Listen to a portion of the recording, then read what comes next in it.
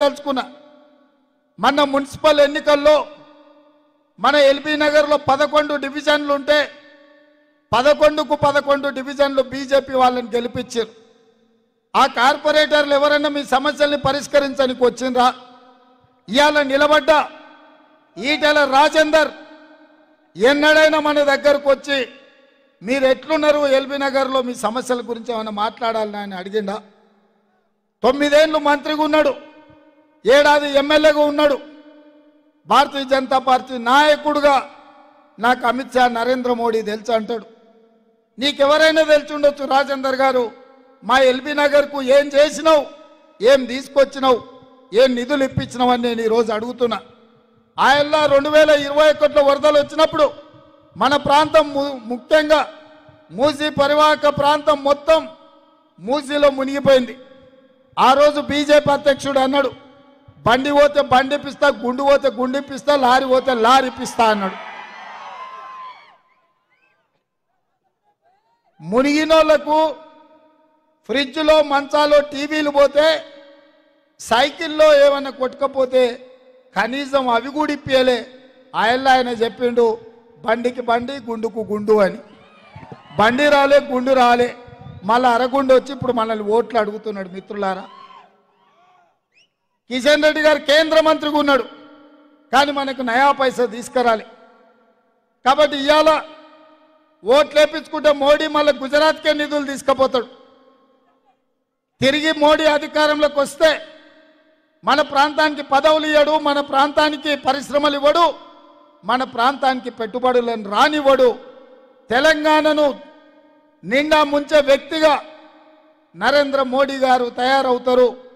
ఆనాడు బయ్యారంలో కాంగ్రెస్ పార్టీ ఉక్కు కర్మాగారం ఇస్తే ఈ 10 సంవత్సరాలు ఆ పరిశ్రమ నిర్మించలే. ఆనాడు కాంగ్రెస్ పార్టీ కాచిపేటలో రైల్వే కోచ్ ఫ్యాక్టరీ ఇస్తే ఆ కోచ్ ఫ్యాక్టరీని మనకు రానివ్వలేదు. అదేవిధంగా ఔటర్ రింగ్ రోడ్డు చుట్టూతా ఆనాడు ఐటీఐఆర్ కారిడారు ఇచ్చి 1000 కోట్ల రూపాయలు పెట్టుబడులు తెచ్చి లక్షలాది ఐటీ ఉద్యోగాలు ఇవ్వాలని కాంగ్రెస్ పార్టీ అనుకుంటే ఐటీఐఆర్ కారిడార్ను ఇవాళ రద్దు చేసిండ్రు. IIIT కానీ IIM కానీ మెడికల్ కాలేజీలు కానీ ఏవి ఇవ్వలే నరేంద్ర మోడీ గారు. మా మహబూబ్నగర్కు పాలమూరు రంగారెడ్డి ఎత్తిపోతల ప్రాజెక్టుకు జాతీయ హోదా కూడా ఇవ్వలేదు నరేంద్ర మోడీ గారు. ఇవాళ మాత్రం మళ్ళీ మనల్ని ఓట్లు అడుగుతున్నాడు, రాజేందర్ను గెలిపించమంటున్నాడు. రాజేందర్ కొత్త ఆయన ఏం కాదు, పాత ఆయన్నే. బీఆర్ఎస్లో ఎమ్మెల్యేగా మంత్రిగా అన్ని పదవులు అనుభవించాడు. ఆ ప్రభుత్వంలో పనిచేయలేదు, కేంద్ర ప్రభుత్వంలో చేరినాక అక్కడ పనిచేయలేదు. అందుకే ఇవాళ 10 ఏళ్ళు కేసీఆర్ మోసం చేసినందుకు మొన్న డిసెంబర్లో బండకేసి కొట్టిండ్రు మీరు. ఇప్పుడు నరేంద్ర మోడీ మీ ముందుకు వచ్చాడు. ఆయన కూడా 10 సంవత్సరాలు ప్రధానమంత్రిగా ఉన్నాడు. మన ప్రాంతానికి ఒక్క పైసా కూడా ఇవ్వలేదు, ఒక్క పరిశ్రమ కూడా ఇవ్వలేదు. ఇవాళ ఇవన్నీ ఇవ్వకపోను బీజేపీ వాళ్ళు మాకు 400 సీట్లు ఇవ్వండి, 400 సీట్లు ఇస్తే SC ST BC OBC minority రిజర్వేషన్లు రద్దు చేస్తామని అంటున్నారు. ఆనాడు జవహర్లాల్ నెహ్రూ, డాక్టర్ బాబాసాహెబ్ అంబేద్కర్, వల్లభాయ్ పటేల్ కష్టపడి ఎస్సీ ఎస్టీల కోసం ఓబీసీల కోసం రిజర్వేషన్లు ఇస్తే ఇవాళ బీజేపీ వాళ్ళకు ఓట్లు వేస్తే రిజర్వేషన్లు రద్దు చేస్తారంట. ఒక్కసారి మా ఎస్సీ ఎస్టీ ఓబీసీ సోదరులు ఆలోచన చేయండి. మీ అభివృద్ధి కోసం, మీ అభ్యున్నతి కోసం కాంగ్రెస్ పార్టీ రిజర్వేషన్లను ఇవాళ బీజేపీ వాళ్ళు రద్దు చేస్తామంటున్నారు. రేపు నరేంద్ర మోడీ 30 తారీఖు నాడు వస్తాడంట. మా రిజర్వేషన్లు ఎందుకు రద్దు చేస్తావో జవాబు చెప్పి నువ్వు తెలంగాణకు రావాలి. మా పాలమూరు రంగారెడ్డి ఎత్తిపోతల పథకానికి జాతీయ హోదా ఎందుకు ఇవ్వలేదో జవాబు చెప్పి తెలంగాణకు రాలే.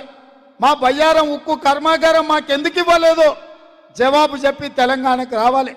మా రైల్వే కోచ్ ఫ్యాక్టరీ మాకెందుకు ఇవ్వలేదో మా వరంగల్ ప్రజలకు, మా తెలంగాణ బిడ్డలకు జవాబు చెప్పి రావాలి. ఇవాళ ఔటర్ రింగ్ రోడ్డు చుట్టూతా రంగారెడ్డి జిల్లాలో ఐటీఐఆర్ కారిడార్ ఐటీ కంపెనీలను రాకుండా అడ్డం పెట్టినందుకు ఇవాళ మీరు జవాబు చెప్తేనే తెలంగాణకు రావాలి, ఓట్లు అడగాలి. ఆయన తెలంగాణ రాష్ట్ర ఏర్పాటు ప్రక్రియను కూడా పార్లమెంట్లో తప్పు పట్టిండు. తల్లిని చంపిండు, పిల్లను బతికించిందని. మా తెలంగాణ ఏర్పాటునే అవమానించిన నరేంద్ర మోడీ మా తెలంగాణ రాష్ట్ర ప్రజల యొక్క ఓట్లు ఎట్లా అడుగుతావని నేను అడుగుతున్నా.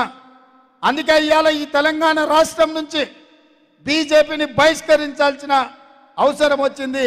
బీజేపీని ఓడగొట్టాల్సిన, బీజేపీని పడగొట్టాల్సిన బాధ్యత తెలంగాణ యువకుల మీద ఉన్నది. వాళ్ళు ఏం అడిగినా అయ్యా మాకు మెట్రో ఎందుకు ఇవ్వలేదంటే జై శ్రీరామ్ అంటారు. అయ్యా మాకు బయ్యారం ఉక్కు కర్మాగారం ఎందుకు ఇవ్వలేదంటే మేము హనుమాన్ జయంతి చేసినాం కదా అంటారు.